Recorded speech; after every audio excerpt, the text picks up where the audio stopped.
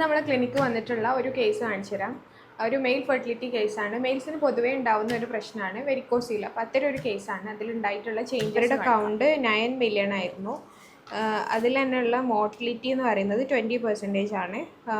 Semen നല്ല കട്ടി കൂടുതലാണ്. അതേപോലെ ലിക്വിഫാക്ഷൻ മോർ ദാൻ 1 hour ആയിരുന്നു.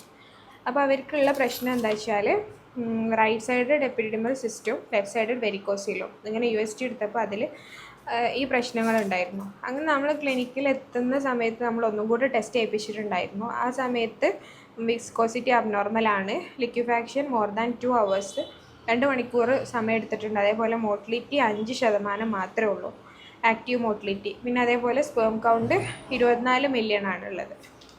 ഇപ്പോൾ അവർ മെഡിസിൻ കഴിച്ചു, അതിന് ശേഷം നമ്മൾ എടുത്ത റിപ്പോർട്ടാണിത്.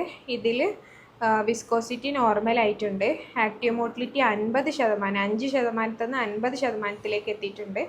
അതേപോലെ തന്നെ അവരുടെ കൗണ്ട് ഇമ്പ്രൂവ് ചെയ്തിട്ട് ഏകദേശം 38 മില്യണിലേക്ക് എത്തിയിട്ടുണ്ട്.